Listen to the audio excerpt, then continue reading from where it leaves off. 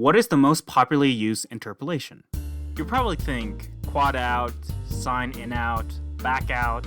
Maybe you're on either side of the bell curve and do all of your animations in linear, but there's going to be one type of interpolation you will never see. Out and in, and for good reasons. In the 12 principles of animation, there's something called ease in and ease out. Objects in real life don't move at a constant velocity. A runner doesn't reach top speed immediately, and cars don't brake abruptly for a smooth experience. Nearly everything exerts acceleration when applied some force. As a matter of physics, something moving without easing looks unnatural to the human eye. So that's why it helps to have an easing program into the animation toolkit. In Roblox, it gives you 4 options for easing directions: in, out, and out in. For whatever reason, Roblox gives you the option for easing direction to ease out first, followed by ease in. And Moon naturally adopted the option. But what is it for? It's a little backwards to the concept of easing. Normally before an action, it starts slow, gaining momentum, to then build up it to its top speed, to which it will decelerate to a stop. However, in OutIn, it's fastest at the very start and end, and pauses in between as if it got confused. One could argue that's exactly what it could be used for. Shots where something bursts in, enters slow motion, and then gradually it returns to normal speed. But I don't know, I feel like deliberately using out and in for these shots would overcomplicate it rather than simplifying it. It's incredibly niche, all things considered. However, there's this one specific trick that I think benefits from OutIn. A few years ago, I did this shot for a group project where the camera progressively zooms out to reveal more characters in the foreground with every cut. I used a similar technique for another shot. These techniques are called crash zoom and whip pan. Technically speaking, they go by different names because a crash zoom requires a very specific mechanism for the camera, while whip pans can be achieved with anything as long as you move the camera angle fast enough. In Roblox animation, they pretty much operate on the same principle. Whip pans are often used for transitions, and they are favorites for invisible cuts, so they take advantage of the camera's blur to hide the discontinuity between shots.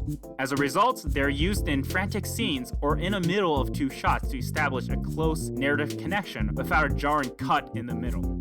How do you whip pan or crash zoom in Roblox? It's pretty simple. Let's use an example. We'll transition from one subject to another via a crash zoom. First, add a keyframe for the first shot and a keyframe right before it cuts, and a frame after we cut to a new shot. Finish it off with a keyframe for the last angle. Then, modify the easing for 2 of the keyframes, with one shot easing in or speeding up, and the following shot easing out or slowing down. Because of how fast everything happens, the cut is practically invisible. But what if you wanted to do this multiple times? In this sequence, you need at least 2 different easing directions for every cut. Not to mention, you need to have an additional keyframe in between the ones you have, so it would ease into the next shot. Pulling this off is still simple, but this means that the more shots you chain, the time it takes to do the entire sequence grows linearly. Not to mention, the timeline can get a little confusing since not only do you have a keyframe for every cut, you also have a keyframe for every easing. It's a little hard to tell when the shots end and begin because of this. Okay, so what does this demonstration have to do with anything? Well, let me show you. Let's animate this similar sequence, but we use OutIn instead. So we do the same process up to the part where we modify its easing style. And here, all we have to do is select everything and make it OutIn. There we go. We didn't have to modify the individual easing keyframe, and we didn't need to add additional keyframes.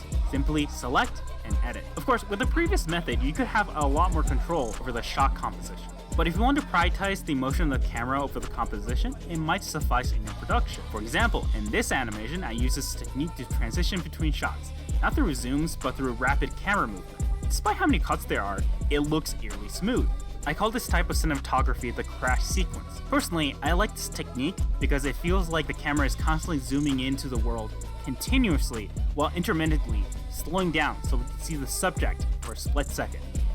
It's not much, but I wanted to give a case to one of the most useless features on Moon, and use it in an inventive way. To me at least, I think it's a technique that can be very eye-catching. Enough for me to justify keeping it in the family of easing directions. And that is all. Thank you for watching this tutorial from RSVP, Roblox Specialized Video Production. If you would like to learn more, feel free to join the server, subscribe to the channel, and like the video. This is Rinkin, signing out.